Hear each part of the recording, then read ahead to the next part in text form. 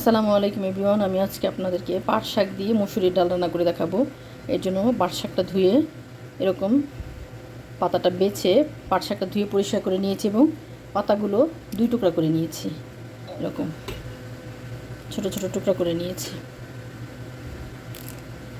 আমি পাট শাকটা ধুয়ে পরিষ্কার করে একটা ঝুড়িতে নিয়ে নিয়েছি। পাট শাক ডাল দিয়ে রান্না করার জন্য মসুরির ডাল ধুয়ে পরিষ্কার করে একটা হাঁড়িতে নিয়ে নিয়েছি। এখানে ডালটা রান্না করার জন্য নিয়েছি একটা পেঁয়াজ কুচি করে নিয়েছি, 1 চামচ হলুদের গুঁড়া, 1 চামচ কাশ্মীরি লাল মরিচের গুঁড়া, 1 চামচ ধনিয়ার গুঁড়া, 1 চামচ জিরার গুঁড়া এবং পরিমাণ মতো লবণ। এখন সব মশলাগুলো আমি ডালের মধ্যে দিয়ে দেব।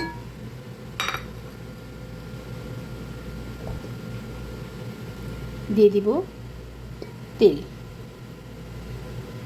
তেল দিয়ে আমি ভালো করে এখন ডালটা কচলে নিব। এখানে ডালটা হাতে আমি ভালো করে কচলে নিয়েছি। এখন এখানে পানি দিয়ে দিব। এখানে ডালটা ভালো করে কচলে নিয়েছি। এখন পানি দিয়ে দিব এবং পানি দিয়ে ডালটাকে আমি রান্না করে নিব।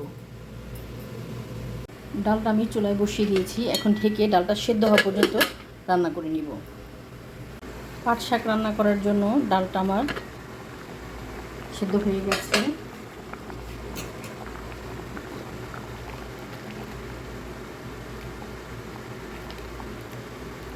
এখন এখানে আমি পাট শাক দিয়ে দিব। ধুয়ে রাখা পাট শাকগুলো দিয়ে দিব।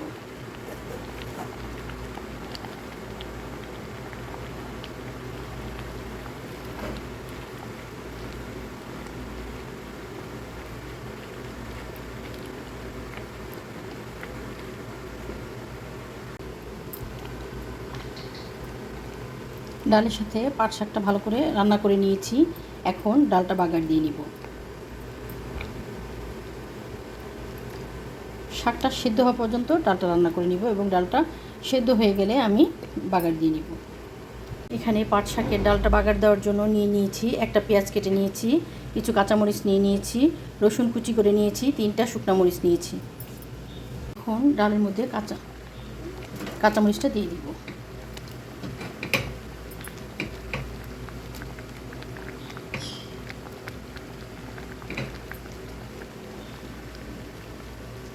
কাঁচামরিচ দিয়ে ডালটা ভালো করে সেদ্ধ করে নিব। এখন ডালটা হয়ে গেছে, আমি বাগার দিয়ে নিব। এখানে একটা ফ্রাই প্যানে তেল দিয়ে দিয়েছি। এখানে নিয়ে নিয়েছি 3টা শুকনো মরিচ। এখন এখানে পেঁয়াজ এবং রসুনগুলো দিয়ে দিব। পেঁয়াজ রসুন তেলের মধ্যে ভালো করে ভেজে নিব, একদম বাদামি করে ভেজে নিব। এখানে পেঁয়াজ এবং রসুন শুকনো মরিচটা ভালো করে ভেজে নিয়েছি। এখন ডালের উপর দিয়ে দিব।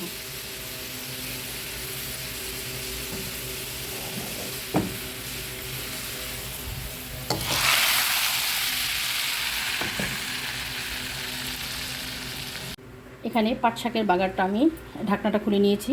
এখন হয়ে গেছে আমার পাট শাক দিয়ে মুসুরির ডাল রেসিপি।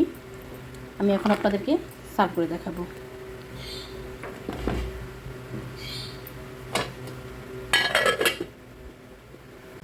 হয়ে গেছে আমার পাট শাক দিয়ে মসুরির ডাল রেসিপি।